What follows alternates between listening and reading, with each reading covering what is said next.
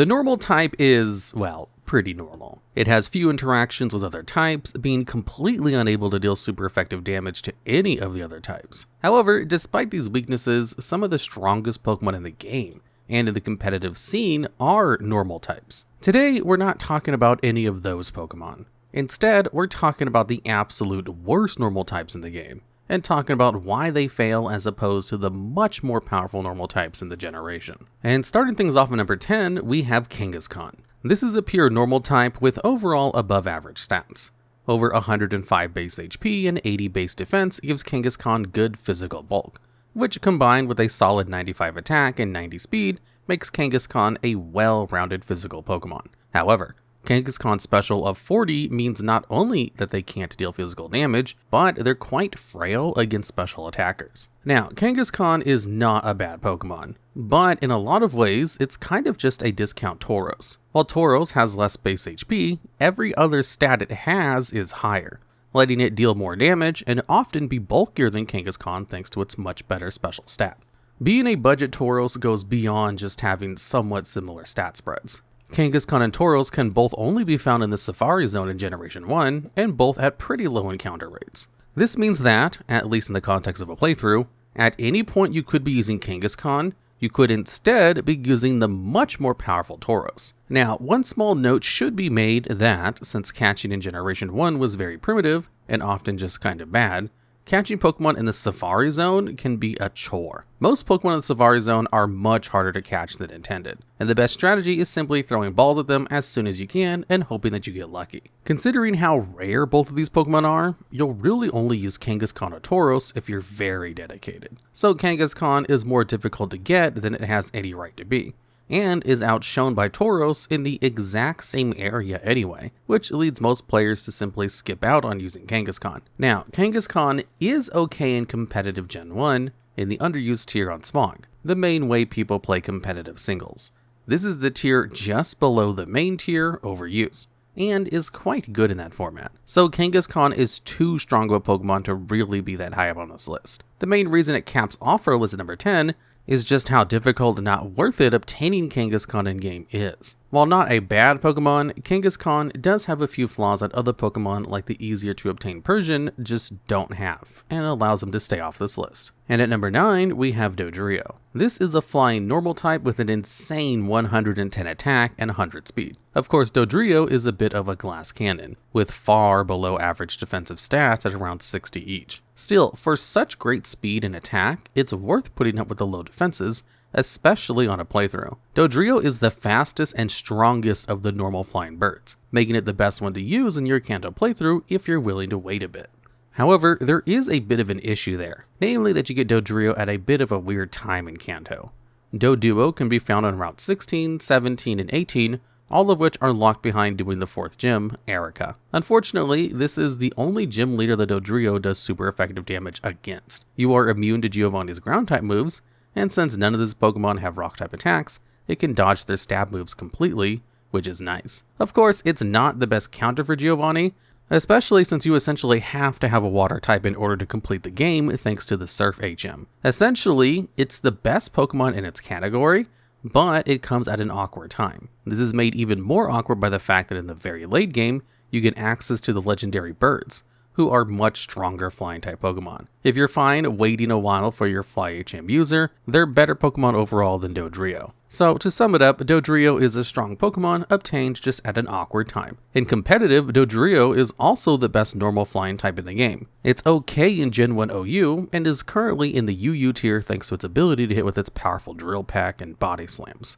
giving it a strong stab that can hit almost any Pokemon in the game. Of course, its biggest weakness is, and always has been, rock types. Both in playthroughs and in competitive, Dodrio just doesn't have any moves that can hit with them as they resist both flying and normal moves, and it doesn't get any attack moves that aren't of those types. So if you want a strong, fast Pokemon to click flying and normal type attacks, Dodrio is the absolute best Pokemon in the game for that role. However, the role has some clear weaknesses, and Dodrio's placement in this game is just a bit awkward, so it doesn't have a ton of great matchups. And at number 8, we have Fearow. This is yet another normal flying type and a very similar stat spread to Dodrio. In fact, they're almost identical. The main differences are that Fearow has less attack at 90, 5 more base HP at 65, and 5 less base defense at 65. Essentially, Fearow is a less physically bulky, slightly more specially bulky, and does less damage. So as we said, a worse version of Dodrio. The main upside of Fearow is that it's the first flying type you get access to that you can use as your Fly HM user that doesn't suck. You can access to it on Route 3 at the earliest, right after the Rock Gym it's no good against,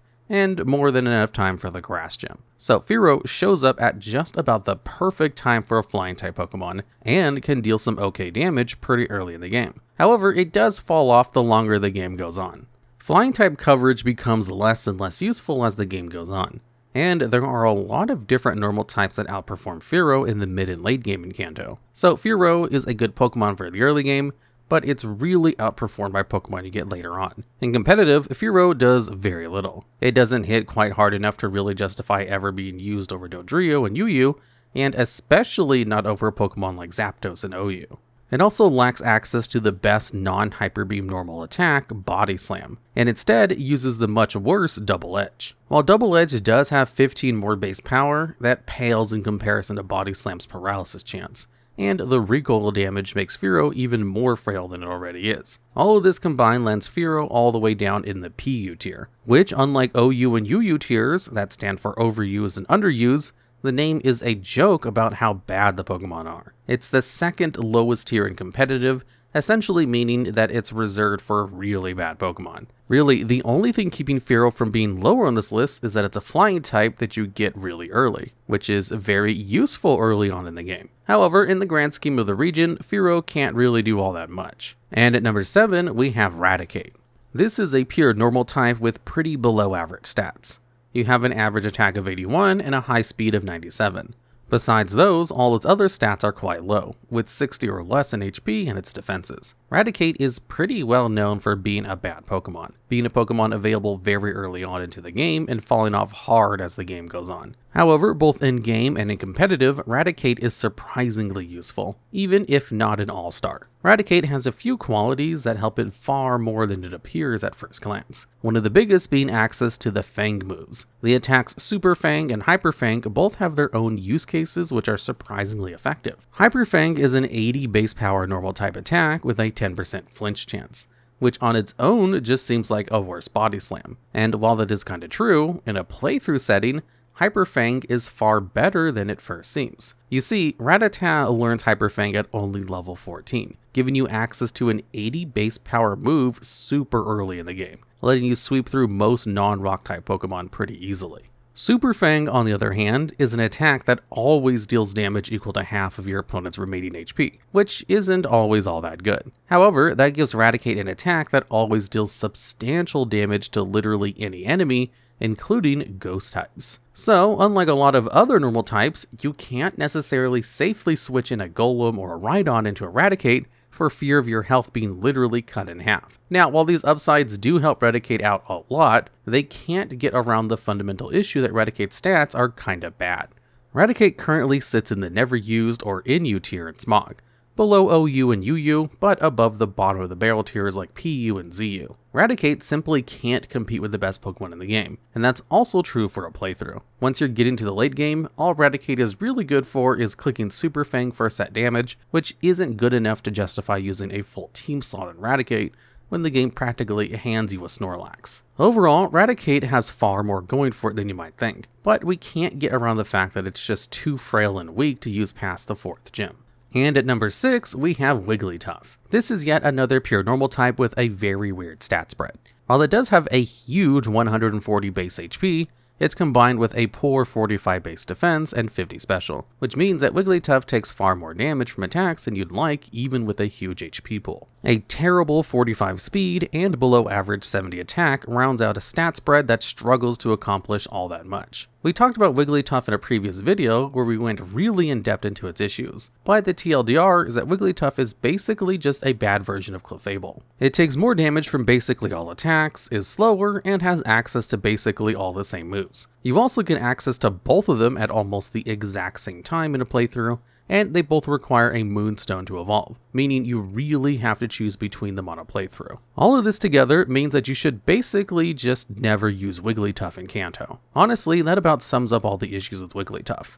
It's a worse version of Pokemon that's not even that crazy, and there's not really a time in game where it makes sense to use it over Clefable. Really, the only thing left to talk about is why Wigglytuff isn't higher on this list. While it isn't the best Pokemon to ever be using, Wigglytuff does at least have an acceptable level of bulk and utility. You have access to Thunder Wave and Sing to induce paralysis and sleep, which is enough to at least get by with the Pokemon in a playthrough. And really, sleep is just that powerful a status that any Pokemon that can induce it can at least be useful. However, all the Pokemon lower in this list don't even have this much utility. As bad as Wigglytuff is, it can still claim to be better than the 5 whole other Pokemon and be absolutely correct. And at number 5, we have Pidgeot. This is another normal flying type with very average stats. Just about every stat is 80 or lower, with only Pidgeot's speed being high at 91. This allows Pidgeot to work as an okay, fast, but frail attacker, but not a good one. Pidgeot is just completely outclassed by multiple Pokemon we've talked about on this list.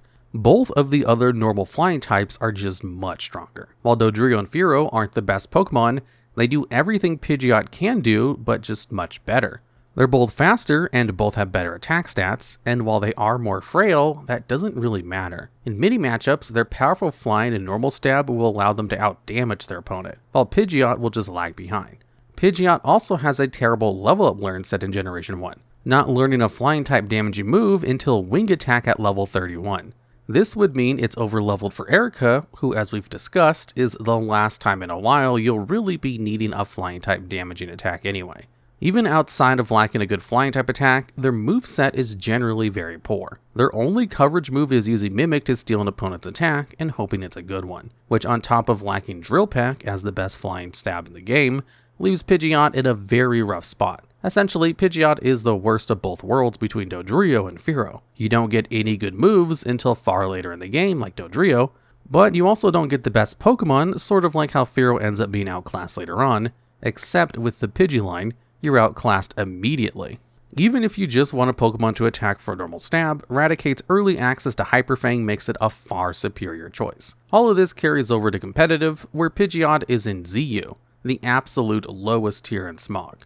And at number 4, we have Porygon. This is a pure normal type with below average stats all around. Its highest stat is its base 75 special, and everything else falling off from there. This alone leaves Porygon in a terrible spot. Simply put, you never really win any damage races, as you neither have good offenses or defenses. Now, Porygon does have one sort of saving grace, that being that it has an alright move pool. You get access to Agility to raise your speed, Blizzard and Psychic, which are some of the best special moves in the game, and even Recover to get more health. This can allow Porygon to set up Agility against weak opponents to achieve a high speed stat. Though with only 40 base speed, you actually need to set up several Agilities to outspeed many threats. And then you can hit many Pokemon for super effective damage off of your powerful coverage options. However, if you run into a Pokemon you're not doing super effective damage against, they can often just win the battle by hitting their damaging moves if you don't get lucky with Psychic Special Drops or a Blizzard Freeze. All of this makes Porygon quite bad and competitive. In the PU tier and Smog singles, the second lowest tier. Now, this does mean we're ranking Porygon below some Pokemon in lower tiers, but there's a reason for that. Porygon is very, very bad in a normal playthrough. To get Porygon, you have to spend either 6,500 coins in blue or 9,999 coins in red at the game corner, and every 50 coins cost a total of 1,000 Pokédollars. This makes Porygon very expensive, and getting a Pokemon that's weak after that much money grinding to afford it kinda feels like a slap in the face. Even worse, in order for your Porygon to be all that useful, you have to feed it a ton of TMs, which will drain you of valuable resources that is probably better spent on a Pokemon with more than 75 base special. Porygon may not be the absolute worst Pokemon competitively, but it's so resource intensive to use in game that it's just not worth it outside of finishing your Pokedex. And at number 3, we have Farfetch'd. This is the absolute worst normal flying type in Kanto, and also the strangest by quite a bit. Farfetch'd's highest stat is its attack at 65, which is pretty far below par. Its other stats are even lower, making it even more frail than Porygon, while also not hitting anywhere near as hard. Farfetch'd also has a terrible move pool. While you do have access to a few good moves like Swords Dance to boost your attack by 2 stages, effectively doubling it in a single turn, as well as agility, but you don't have many good attacks to use those boosts on. Your only flying type move is Peck and Fly is banned in competitive thanks to a glitch, so you don't have anything all that great to use for your flying stab. While you do have Body Slam and Slash, which are okay normal type attacks, they each have their issues. Body Slam is solid but requires a TM on a playthrough. Slash is only slightly weaker and has a higher crit rate, but that high crit rate can be more of a curse than a blessing. Thanks to Gen 1 being, Gen 1 and being super buggy, when you get a crit, you ignore all stat changes, including those that would be beneficial to you. So if you boost your attack a ton with Sword Stance and hit a crit, you won't get any of the benefits of having a higher attack stat. So you have a terrible move pool and terrible stats. But at least it's found at a good point in the game, right? Well, if you know a lot about Gen 1, you'll know that that's not the case. Farfetch'd can only be obtained in a trade in Vermilion City, where you have to trade a Fearow for a single Farfetch'd. Somehow this won't be the only instance of Pokemon that you have to get by trading a better Pokemon for it in this video. Requiring a trade for the absolute worst Pokemon of this typing in the entire region is by itself enough to make Farfetch'd one of the worst normal types in the game. The only thing stopping it from being higher on this list is that you can get it before Erica, so it can at least help in that gym. Sure, the Spearow you had before that would have done a better job, but Farfetch'd does get the job done. And at number 2, we have Lickitung. This is just a normal type Pokemon with a pretty weird stat spread. They have an above average HP stat of 90, with everything else being quite poor. 75 defense and 60 special gives them a bad defensive spread overall. Finally, their attack and speed are really bad as well. This weird stat spread means that Lickitung really doesn't have much of anything to do. It's bad at taking hits and doesn't deal much damage, and it doesn't even have any good utility moves to try and spread status. The Pokemon really does have basically nothing to do in battle. While it does have some good coverage, its offensive stats are even worse than Porygon's, so you're not doing much damage even with super effective hits. Its level up moveset is really bad as well, only getting Ramp and Stomp as attacking moves and a few random, not all that great status moves by level up. Teaching it any other actually good moves would require using TMs, which is a lot of work to put into, the second worst normal type Pokemon in the game. Even worse is how you obtain it. Like Farfetch'd, Lickitung can only be obtained before the Pokemon League via a trade, and the Pokemon you trade for Lickitung is Slowbro. Slowbro, if you don't know, is quite a solid Pokemon. While slow, it's very bulky and has a solid special stat that gives its attack some oomph, giving it a use not only in playthrough teams, but even in the OU tier of competitive. So, giving up this meta threat for a pure normal type that doesn't really do much of anything is a pretty bad idea. This trade also comes up pretty late into the game, all the way in Route 18. At that point, you've probably done over half the gyms in the game, and since Lickitung is a pure normal type, you can't even use it as a counter to a specific gym that's weak to its attacks. And all the way at number 1, we have the absolute worst normal type in Gen 1, Ditto. Now, Ditto is a very unique Pokemon, and one that later generations will get a lot of uses out of. That makes it really nice to have, even if it's not the best at battling. However, in Generation 1 especially, there's really not much the little guy can do besides be kind of interesting. Anyone who knows Pokemon knows that Ditto's entire thing is transforming into a copy of your opponent. Ditto will get all of the moves and stats of whatever it copies. So it should be fair, right? Well, this is actually quite terrible for a number of reasons. First off, Ditto will always keep the same amount of HP it started with, and since its base HP is only 48, this means it will almost always have less HP than your opponent. It also only gets worse, however, because you also use an entire turn to transform into an inferior copy of your opponent's Pokemon. In later gens, Ditto receives a number of buffs that make it much more useful in battle. In Generation 5, it gains the Imposter ability, which automatically transforms Ditto into your opponent when it enters battle, so you don't have to waste an entire turn transforming anymore. Ditto also benefits a lot from special items, as it can hold items like Choice Scarf to boost its speed while locking to a particular move so you always outspeed your opponent. However, even with these buffs, Ditto isn't a particularly consistent Pokemon. It only counters pretty specific Pokemon, and you do need to find a way to cleanly switch into it. Of course, in Gen 1, Ditto didn't have any of this. Even if you found a clean switch in, you'd still have to tank an attack as you transform, and thanks to your terrible speed, you'd probably have to take that hit as Ditto with your worst defense. This means you'll not only start the battle with less max HP, but also start damaged as well, At which point, how are you ever planning on taking even a single KO? All of this combined makes Ditto useless in basically every situation. In fact, Ditto might be the absolute worst Pokemon in the entire game, thanks to essentially always being worse than whatever it copies. While a beloved Pokemon for breeding and gimmick strategies nowadays, Ditto had a really tough first generation.